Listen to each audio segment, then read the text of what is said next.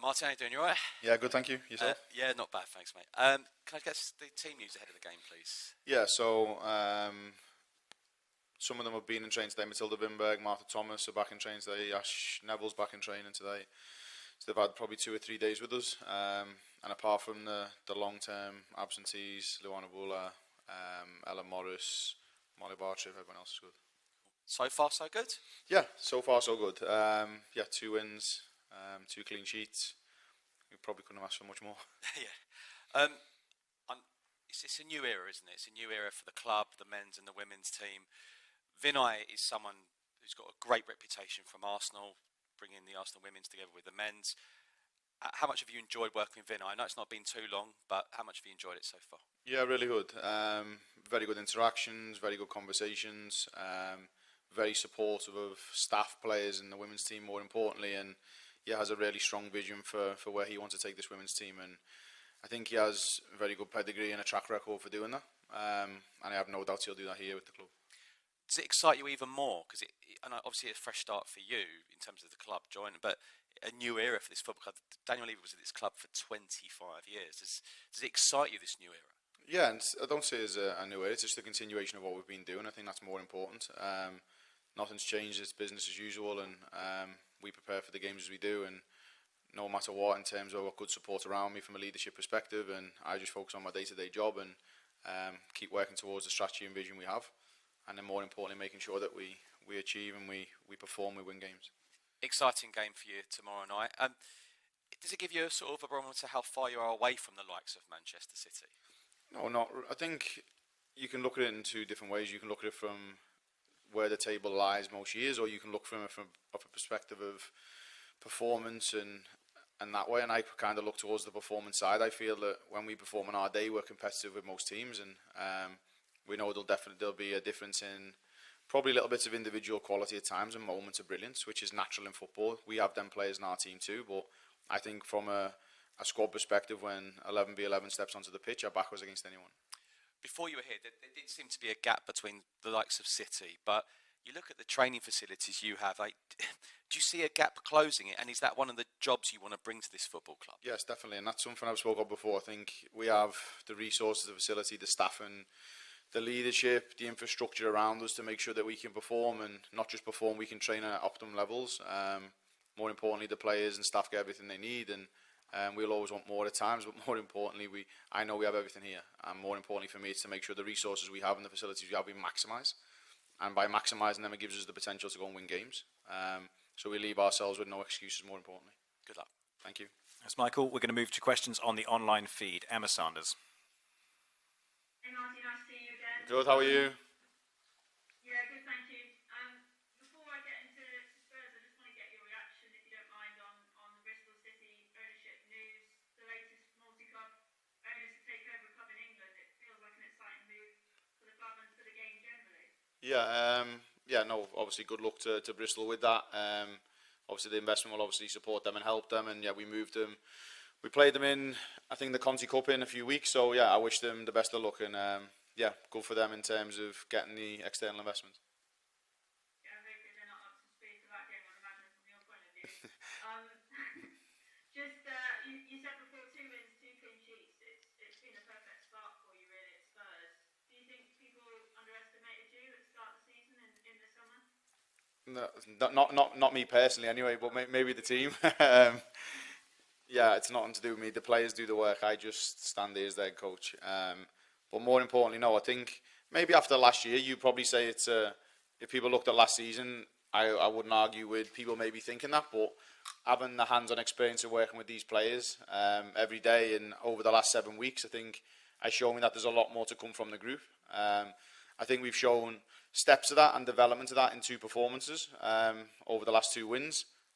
But more importantly, I'm not deluded enough to know that we still have steps to take and we still have a lot of work to do. So we'll keep our feet grounded, more importantly, and make sure that we continue to help the group grow. Yeah, the setup of the team has looked quite different in the first 2 games. Brian Sorensen has just said that you set up really differently against them. They weren't expecting it. Can you tell us what it is, maybe break down what it is that you changed against Everton, and maybe are you looking to change again this weekend? I I think more importantly, there's a game plan and there's a way we play in terms of looking at the game, in terms of individual aspects, but the core principles and foundations don't change. And I don't think there was a big shift in terms of from West Ham to Everton, really. Maybe in some aspects there was, but I wouldn't say there was a big shift in it. Maybe we changed a little bit of the defensive organisation in moments to set more traps, but I don't think we changed much in terms of the principle and concepts we look at. But maybe it caught Everton off guard a little bit, but I thought in that game we were brilliant from start to finish. We had some moments where we rode our luck, which you have to, but I thought throughout the course of the game, I thought we were well deserving of the win. Everyone's been talking about Tinker's goal since the weekend as well. Does she do it in training often? She does, yeah. Did he tell her off and shooting from that? No, I think. No, I think more importantly for me, I think it was actually in that week she done it in training. And that wasn't something tactical, by the way, that we looked at, because you'd be a genius to say if I did. But naturally as a forward, and I think I said it after the game, centre forwards have that instinct of maybe when the ball turns over, and now with the way modern football's gone, Emma, the goalkeepers are playing a lot higher and they're involved a lot more in that build-up phase. And Katinka's obviously recognised that in terms of the height of the goalkeeper, and when it's turned over, she hasn't thought twice. So yeah, I think I've seen her do that before in training. I've seen her do it when she was in Sweden too. She's done the same. So more importantly, it's when those things arise and she goes for it, you can't take away the bravery and courage to do that, because then you probably lose that little bit of kind of creativity and instinct she has. So if she does it and she scores, brilliant. If she doesn't score, fine. Like it's still the same situation, because if it comes off once, it probably can come off again. I enjoyed it. Thank you. Good to speak to you. Rachel? Hi, Martin. Hope you're well. Just ask a little bit about what you've made of Manchester City's start this season and how you think they could, what kind of threats they could. Yeah, I think they're obviously a different coach, maybe brings a different style and a different kind of organisation with them. They're playing as maybe a slightly different structure a little bit in terms of how they build up, and from the defensive side of the game they're a little bit different too, but they pose obviously high threats. I've seen their games recently, and they still have the players don't change even though the manager changes, and I think more important, they have a high level of quality within that team, and they have a very good attacking threat individually, and when collectively they put the football together, they're one of the best teams in the UK. So I know that it's going to be a tough game, but more importantly, I back our players and the team to make sure that we're competitive, and I believe we can cause them problems when we get in the right areas.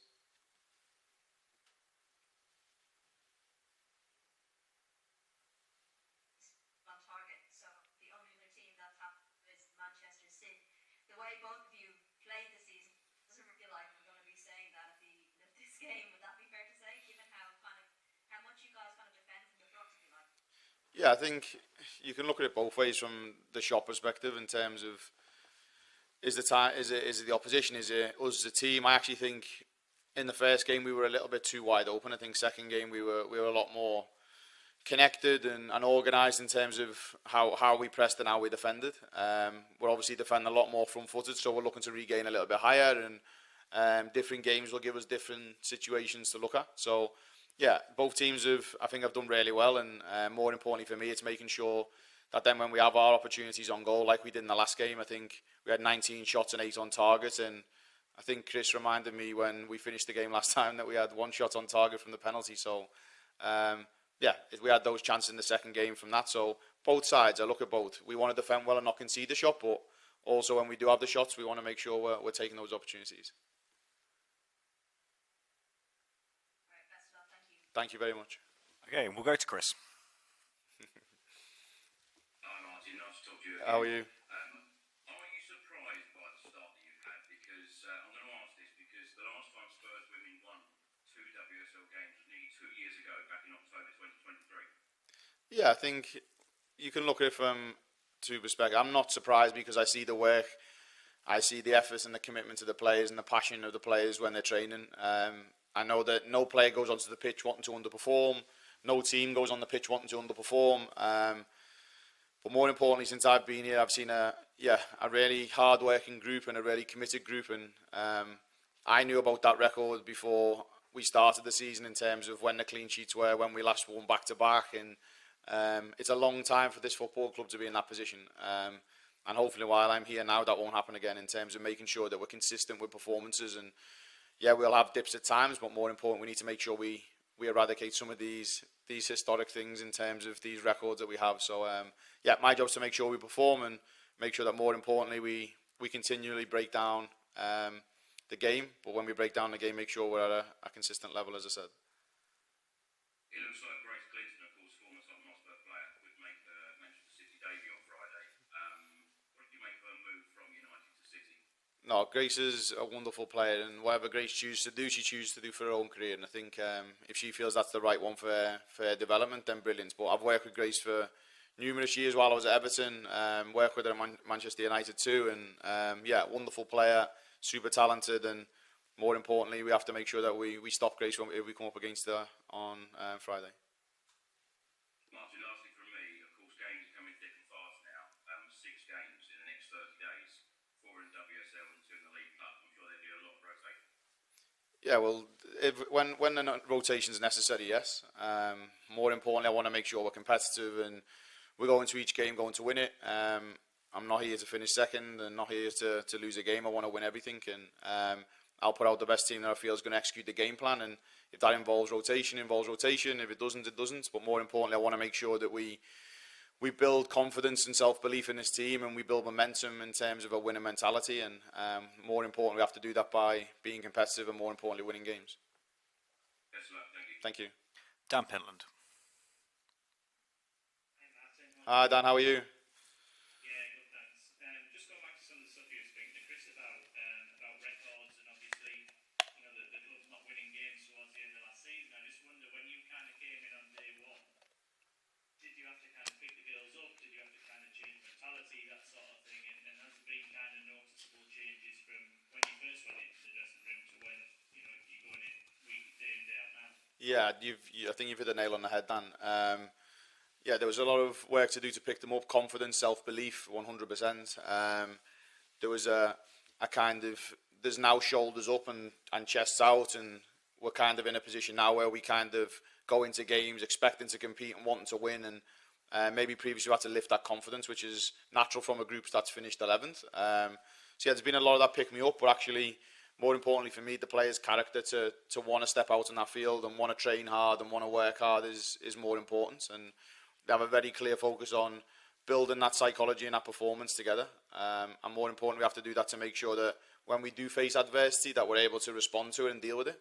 And more importantly, cope with that. But when we have big moments, we're able to enjoy them. So more importantly, it's making sure that we can get the blend between performance and psychology. And if we get that, I think we'll put ourselves in a good place. Just wanted to ask you about Eleanor Heaps, because obviously she's been at Spurs for quite a while now. She's obviously had to go out and kind of develop elsewhere, you know, the Championship, that sort of thing. With Becky going in the summer, I suppose she's one step closer to where she wants to be. So, you know, what have you made of her in your first few weeks in the job, and how do you feel she's progressing? Yeah, I think I worked with Ellen in the back at Liverpool when I was there, so I know her as a player and as a person, more importantly. And yeah, she's making big steps under Chris, the goalkeeping coach, and she's taking the steps she needs to take necessary. And as I said, those loans for Eleanor were probably vital for her experience and an opportunity for her to mature as a player. And now, obviously, she's behind Lisa now here at this moment, but more importantly, I wanted to push and challenge Lisa to make sure that she can stay on her heels, which is important, because I don't want someone just to sit in behind the first choice goalkeeper and kind of accept that. I want them to kind of push the boundaries as much as they can, and Eleanor's doing that now in training, and when the opportunity presents itself for her to play, then she just needs to take that with both hands. Thanks, Dan. Thank you. Take care. Jacob. Hi, Martin. Hi, Jacob. You mentioned before about the kind of differences in shots on target in the first 2 games. Obviously, 10 shots on target on the weekend, but only 1 in that first game. How much do you kind of analyse data both post and pre-match as well? Yeah, important. I think pre-match, yes. Post-match, yes. But I don't dive into it too much, because sometimes data doesn't always give you the perspective of how the games maybe went. So trying to look at maybe the performances and look at it probably with a finer tooth comb, if I'm honest, in terms of how we've tried to approach the game and what we've tried to look at within the game, and if those stats tell me that we've actually been doing that or we haven't.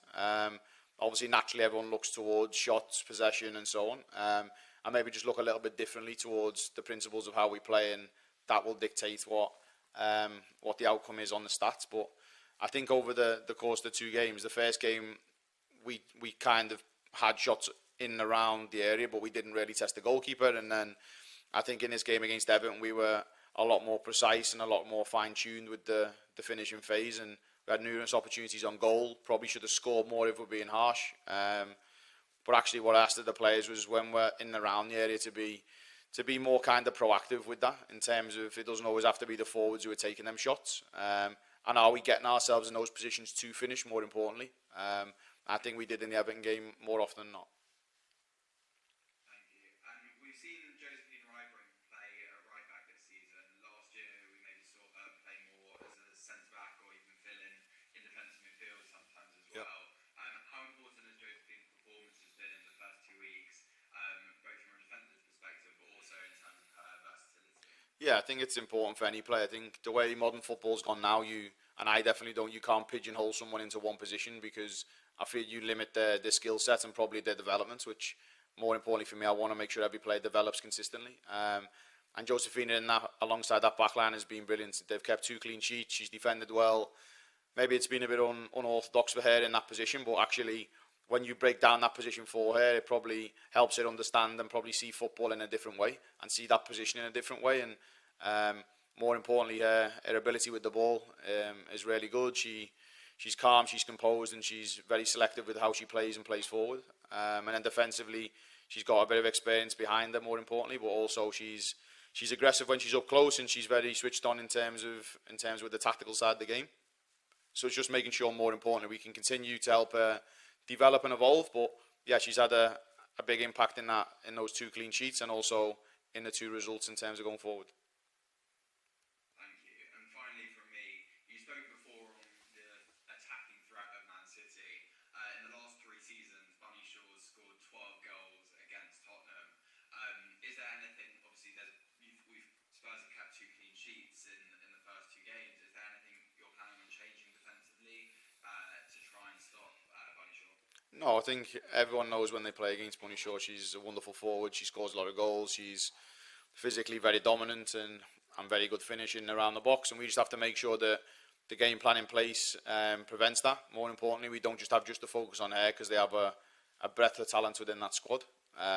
So more importantly, what can we do to try and nullify her threats in terms of her strengths? And more importantly, how can we isolate in terms of those from the team context and focus on that an individual? But it's the same for the other players in that team. So yeah, I won't just focus on Bunny Shaw. We respect that she's a wonderful player, but we'll also try and find how we isolate her strengths within our game plan. Okay, thank you very much. Thank you. Brandon? Hi Martin, hope you're well. I just wanted to ask about, so like the first 2 games, you're sort of quite even on possession and stuff like that. How has it been going into this game, where you're sort of expected to have less of the ball than you'd like? Have you done anything differently in preparation? No, nothing. And I'll never go into a game, Brandon, thinking that we're going to just surrender the ball for anyone, and that's not my mindset, and it definitely won't be my mindset while I'm at this club. We're good enough to have the ball, and we'll contest possession. More importantly, we want to have the ball, so we'll have to be brave with that, but we'll have to be very precise when we do use the ball. So yeah, we're not going to surrender it, and Manchester City may have some of the ball at the same time, but I'm not going to be someone who just surrenders it for anyone. So yeah, if they want possession, they're going to have to fight for it. Man City are strong all over the pitch, especially in the midfield, especially the last few games as well. But Evelina Sumania and Drew Spence, apologies for the pronunciations, they've been good in your midfield. How important do you think that area of the pitch will be tomorrow? Yeah, I think the centre of the pitch is closest to the goal, so we have to make sure we defend that efficiently. More importantly, yeah, we know they have threats in the middle of the pitch as well as they do everywhere else, but we're also a threat ourselves. And yeah, Evelyn and Drew have done exceptionally well in there alongside Beth, and we want to make sure that more now moving forward we put ourselves in a position where we can be competitive in that area of the pitch, and we have been. And yeah, we just have to not, more importantly, focus on what they're going to do, but focus on how we're going to stop it and apply ourselves correctly in that game. So yeah, I have an eye on the opposition 100%, and I respect them as players, but I have to make sure that we focus on ourselves and how we're going to apply ourselves.